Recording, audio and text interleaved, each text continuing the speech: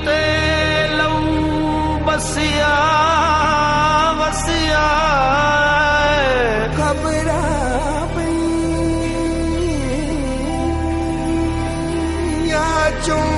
खबरा पिया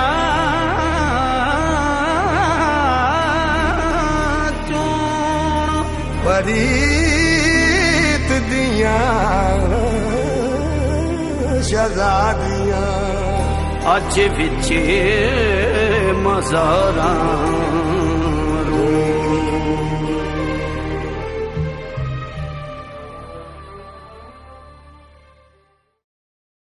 माता जी वाहिगुरु जी का खालसा वाहिगुरु जी की फतेह। वाहिगुरु जी का खालसा वाहिगुरु जी की फतेह। माता जी सब तो पहला तो तुहाडा बहुत बहुत धन्नवाद, तुसी वॉइस ऑफ सिक्स दे स्टूडियो दे विच आए जदों गुरु नानक देव जी ने बाबर नूं जाबर किया ते उन्हां किया एती मार पई कुरलाणे तैं की दर्द ना आया। अलामा ते नहीं दिता, फरियाद कीती सी मालक अगे बई मजलूमां नूं इन्नी मार पई आ ते तू वेख रिहा तैनूं दर्द नहीं आउंदा। ते शायद हो सकदा मैं भी जदों 3 दिन लाशां पईयां सी ते जदों तुरी फिरदी सी ते बाबे नूं ये कहंदी सी ते इत्ती मार पई करलाणे तैं की दर्द ना आया। मैं भी कहंदी सी, जालमां दे कोल गई, फौज को, पुलिस को, लीडरां को, ते सब थां तो नाराज होई ते 3 दिन लाशां पईयां सी।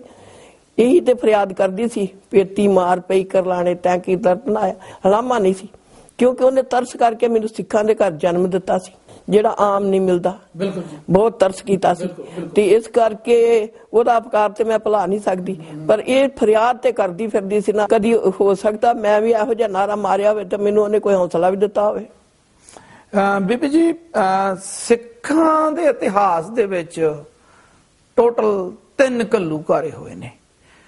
एक पहला घल्लूघारा लखपत राय ने कीता, दूसरा जकरिया खान ने कीता, ਜਿਹੜਾ ਤੀਸਰਾ ਘੱਲੂਘਾਰਾ ਉਹ ਆਜ਼ਾਦ ਭਾਰਤ ਦੇ ਵਿੱਚ 1 ਨਵੰਬਰ 1984 ਨੂੰ ਸ਼ੁਰੂ ਹੋਇਆ। ਉਸ ਭਾਰਤ ਦੇ ਵਿੱਚ ਜਿਸ ਭਾਰਤ ਨੂੰ ਆਜ਼ਾਦੀ ਦਿਵਾਉਣ ਲਈ ਸਿੱਖਾਂ ਨੇ ਬੇਹੱਥਾ ਕੁਰਬਾਨੀਆਂ ਕੀਤੀਆਂ। ਜਦੋਂ ਕਿ ਇਤਿਹਾਸ ਦਾ ਪਿਛਲਾ ਪੱਖ ਫਰੋਲੀਏ, ਅੰਗਰੇਜ਼ੀ ਹਕੂਮਤ ਦੇ ਵਿੱਚ ਸਿੱਖਾਂ ਨੂੰ ਬੜੀ ਇੱਜ਼ਤ ਮਿਲਦੀ ਸੀ, बड़े बड़े अहुदियां ते सीगे, सिखां ने बड़ियां कुर्बानियां कीतियां ते तुहाडे पति सरदार केर सिंह ਉਹ भी फौज दे विच एक गन फिटर सी। असीं सुणदे हां होर हज़ारां फौजी भी मारे गए इस आजाद भारत दे विच जो सरकारी कतलेआम होया। ते उदों भी सिखां दे सिरां दे मुੱਲ पाए सी, हुण भी सिखां दे सिरां दे मुੱਲ पाए। क्योंकि मैं ये गल अपने कोलों बना के नहीं कह रहा, नानावती कमिशन दी रिपोर्ट ये गल कहती आ कि सज्जन कुमार ने जीप दे उत्ते खलो के कहा कि सिख नूं मारन वाले नूं 1000 रुपए इनाम वजों दिता जाएगा। तुसीं इहदे बारे की कहना चाहुंदे हो? ये शरेआम चलदा सी, बाजारां च कहंदे सी जो एक सिख नूं मारे उन्होंने 1000 रुपया दिता जाएगा, शराब की बोतल दी जाएगी। ये तो आम चलता सी। हाँ गल तो मैं ही नानावती दे जाके बयान दे के आई सी भी सिख सज्जन कुमार ने खलो के कहा सी भी सिख साला एक नहीं बचना चाहिए, जेड़ा इन्हां दे लकावे उन्हां दे घर भी साड़ो। ते बाकी तुसीं ये कही भी सिखां ने कुर्बानियां कीतियां आजाद। देखो सिख करनी करते रहे ते इन्हां नूं असीं कहांगे किरत कान। इन्हां कीती दा कान कीता है। मेरे पिता जी भी फ्रीडम फाइटर सी, है ना। पहलों असीं वो लाठियां झल्लियां, वो जेलां कट्टियां, वो जुर्माने, मेरे को सारा इतिहास पिया है। इस भारत नूं आजाद करो मेरे को इतिहास पिया है, कभी भी कोई भी आके वेख सकता है। मेरी माता फ्रीडम फाइटरां विच पेंशन लैंदी सी। हाँ जी, कोई लुकिया छुपिया नहीं।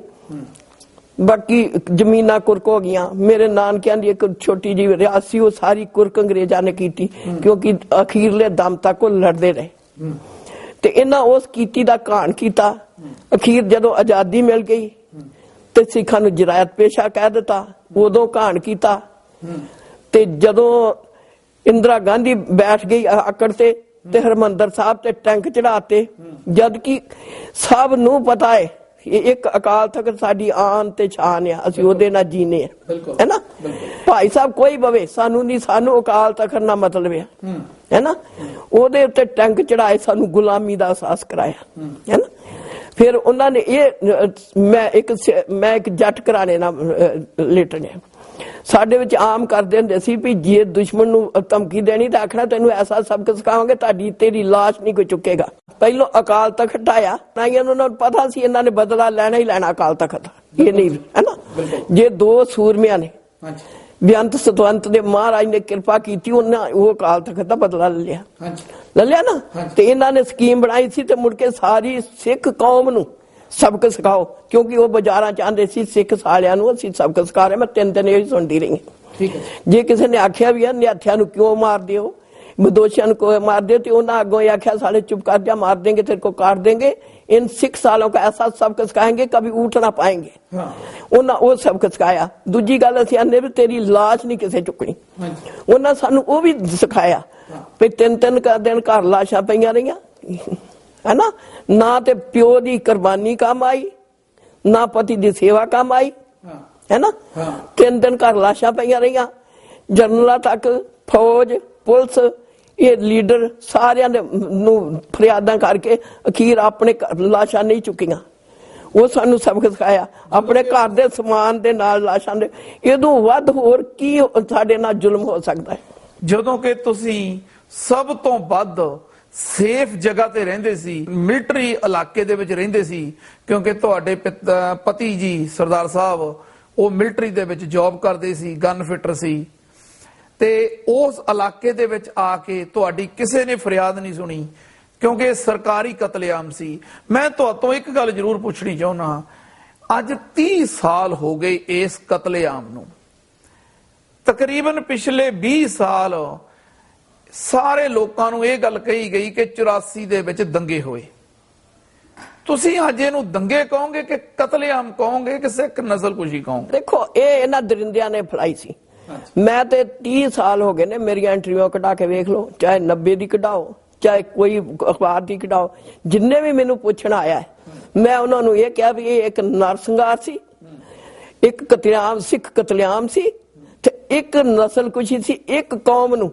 ਦੇਖੋ ਸਬਕ ਕੀ ਸਿਖਾਇਆ ਭਈ ਜਿਸ ਕੌਮ ਨੂੰ ਬਰਬਾਦ ਕਰਨਾ ਹੋਵੇ ਪਹਿਲੋਂ ਉਹਦਾ ਧਰਮ ਸਥਾਨ ਢਾਓ, फिर उन्होंने कारोबार साड़ो, आर्थिक बिल्कुल खत्म कर दिया, वो उन्हें किया। ते मुड़ के इन्हां दे आदमी मार दियो, कमाउण वाले मार दियो, निक्के बच्चे मार दियो, अगों नस्ल नहीं चलेगी ते कौम खत्म हो जाएगी। ये उन्हें सारे तरीके वरते, है ना। जे बच गए आ ते अपनी किस्मत ना बचे आ, पर उन्हां वालों कोई कस नहीं। उन्हें एक दिन का बच्चा भी मारिया, उन्हें पेट चो कढ़ के बच्चे भी मारे है, क्योंकि ये अतवादियों को जन्म दिंदियां ने। मैनू कोई नहीं, क्यों ये गल्लां मैं उन्हां दे कोटां च दस ही हां, क्योंकि मैं तो डर के कोई गल कीती नहीं। इस करके उन्हें सानू वो सबक सिखाया सी, एक कौम नू बिल्कुल मरिया मेट करन दा सबक सिखाया सी, क्योंकि उन्हां दे मन च ये सी भी जदों सारे हिंदू सिखां नू मारन लग पे सिख एक भी नहीं बचे। मैनू भी ये पता सी भी जद मैं बाहर निकलांगी सिख कोई बचिया ही नहीं होना।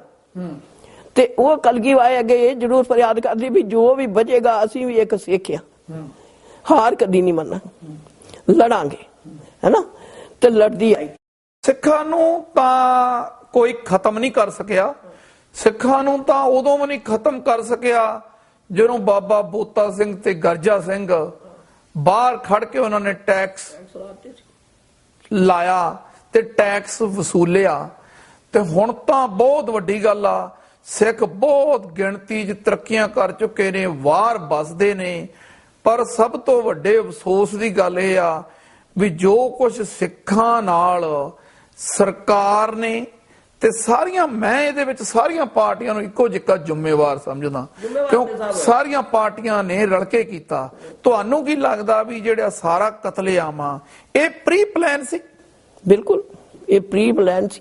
ਉਹਨਾਂ ਨੂੰ ਪਤਾ ਸੀ ਇਹਨਾਂ ਅਕਾਲ ਤਖਤ ਦਾ ਕਿਸੇ ਯੋਧੇ ਨੇ ਜ਼ਰੂਰ ਜਾਗ ਪੈਣਾ, ਅਕਾਲ ਤਖਤ ਦਾ ਬਦਲਾ ਜ਼ਰੂਰ। ਕਿਉਂ ਥੋੜੇ ਦਿਨ ਅੱਗੋਂ ਉਹ ਇੱਕ ਦਿਨ ਅੱਗੋਂ ਭਾਸ਼ਣ ਕਰਕੇ ਆਈ ਹੈ ਇੰਦਰਾ ਗਾਂਧੀ, ਅੱਜ ਵੀ ਉਹਦਾ ਕੱਢ ਲਓ कि जब मेरे, क्योंकि उन्हें सोचती थी मैं बड़ा माड़ा काम किया है, तो उन्हें कहा जब मैं जाऊंगी तो एक एक कतरा मेरा खून का रंग लाएगा। आज भी वो इंटरव्यू कट के देख लो, एक दिन पहले दे के आई है उधर भाषण, ਈੜੀ ਸਾਵਲ ਕੇ ਕਿੱਧਰ।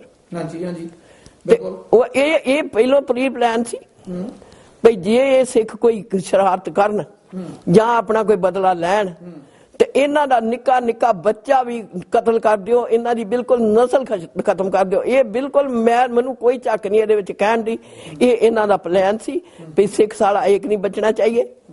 ਮੈਨੂੰ ਤੇ ਇਹ ਸੀ ਫੌਜਾਂ ਨੂੰ ਮਾਰ ਦਿੱਤਾ ਹੋਣਾ, ਕਿਉਂਕਿ ਜੋ ਮੈਂ ਵੇਖਣ ਡਈ ਸੀ ਵਰਦੀਆਂ ਵਾਲੇ ਲੂਸ ਦੇ ਵੇਖਦੀ ਸੀ, 에ਅਰਫੋਰਸ ਦੇ ਜਵਾਨਾਂ ਦੇ ਸਿਰ ਕੁੱਤੇ ਤੁਰੇ ਫਿਰਦੇ ਵੇਖਦੀ ਸੀ, ਤੇ ਉੱਥੇ ਤੇ ਜ਼ਰੂਰੀ ਸੀ ਮੰਨਣਾ ਵੀ ਕੋਈ ਨਹੀਂ ਬਚਿਆ ਹੋਏਗਾ। ਚਲੋ ਸ਼ੁਕਰ ਕੀਤਾ ਜਦੋਂ ਮੈਂ ਕੈਂਪਾਂ ਚ ਆਈ, ਕੁਝ ਸਿੱਖ ਮੈਂ ਵੇਖੇ ਜਿੰਦੇ ਬਚੇ। ਫਿਰ ਅੰਮ੍ਰਿਤਸਰ ਆਈ, ਬੜੀ ਹੁਣ ਕੈਨੇਡਾ ਚ ਆਈਆਂ, ਤੁਹਾਨੂੰ ਵੇਖਿਆ ਵੀਰਾਂ ਨੂੰ, ਮੈਨੂੰ ਠੰਡ ਪਈ ਆ, ਜੇਕਰ ਜ਼ਖਮਾਂ ਤੇ ਮਲਮ ਲੱਗੀ ਆ। ਪਰ ਮੈਂ ਇਹ ਜ਼ਰੂਰ ਤੁਹਾਨੂੰ ਕਹਾਂਗੀ ਕਿ ਕਦੀ ਵੀ 84 ਭੁੱਲਿਓ ਨਾ, ਤੇ ਕਦੀ ਵੀ ਇਸ ਗੱਲ ਨੂੰ ਠੰਡੀ ਨਾ ਪੈਣ ਦਿਓ, ਕਿਉਂਕਿ ਇਹ ਇਹੋ ਜਿਹਾ ਘਿਨਾਉਣਾ ਖੇਡਿਆ, ਇਹ ਭੁੱਲਣਾ ਨਹੀਂ। ਮਾਤਾ ਜੀ ਤੁਹਾਨੂੰ ਦੇਖ ਕੇ ਜਿਹੜੇ ਕੈਨੇਡਾ 'ਚ ਵਸਣ ਵਾਲੇ ਸਿੱਖ ਨੇ ਉਹਨਾਂ 'ਚ ਬਹੁਤ ਸਪਿਰਿਟ ਆਈ ਆ, ਤੁਹਾਡੀ ਚੜ੍ਹਦੀ ਕਲਾ, ਤੇ ਮੈਂ ਤੁਹਾਡੇ ਦੁੱਖ ਨਹੀਂ ਫੋਲਣੇ ਚਾਹੁੰਦਾ, ਪਰ ਮੇਰੀ ਮਜਬੂਰੀ ਆ, ਮੈਂ ਤੁਹਾਨੂੰ ਪੁੱਛਣਾ ਚਾਹੁੰਦਾ ਵੀ ਤੁਹਾਡੇ ਆਪਣੇ ਪਰਿਵਾਰ ਦੇ ਕਿੰਨੇ ਜੀ ਇਸ ਕਤਲੇਆਮ ਦੀ ਭੇਟ ਚੜੇ ਤੇ ਕਿੰਨੀ ਕਿੰਨੀ ਉਮਰ ਸੀ ਉਹਨਾਂ ਦੀ? ਮੇਰਾ ਹਸਬੈਂਡ ਤੇ ਉਸ 45 ਸਾਲ ਦੇ ਸੀ, ਤੇ ਬੇਟਾ ਮੇਰਾ 19 ਸਾਲ ਦਾ ਸੀ, BSc 골ਡ ਮੈਡਲਿਸਟ ਸੀ, BSc ਕਰ ਰਿਹਾ ਹੈ। ਭਰਾ ਮੇਰੇ MES ਦੇ ਕੰਡਕਟਰ ਸੀ, ਜੋ ਮਕਾਨ ਸਾਰੀ ਮਹਿਕਮਾ ਮਿਲਟਰੀ ਦਾ ਹਾਂਜੀ ਉਹਦੇ ਠੇਕੇਦਾਰ ਸੀ। ਅੱਛਾ ਜੀ। ਤੇ ਮੇਰੇ ਮਾਮਾ ਜੀ ਜਿੱਦਾਂ ਦੇ ਉਹ ਬੇਟੇ ਸੀ, ਉਹਨੇ ਸਾਰੀ ਉਮਰ ਮੈਡਲ ਜਿੱਤੇ, ਉਹ ਮੇਜਰ ਸੂਬੇਦਾਰ ਰਿਟਾਇਰ ਹੋ ਕੇ ਆਏ ਸੀ। ਤੇ ਪਿਤਾ ਜੀ ਮੇਰੇ ਫਰੀडम ਫਾਈਟਰ ਸੀ, ਬੜੀ ਕੌਮ ਦੀ ਵੀ ਸੇਵਾ ਕੀਤੀ, ਦੇਸ਼ ਦੀ ਵੀ ਕੀਤੀ, ਪਰ ਜ਼ੀਰੋ ਰਹੀ, ਕੰਮ ਕਿਸੇ ਨਹੀਂ ਆਈ।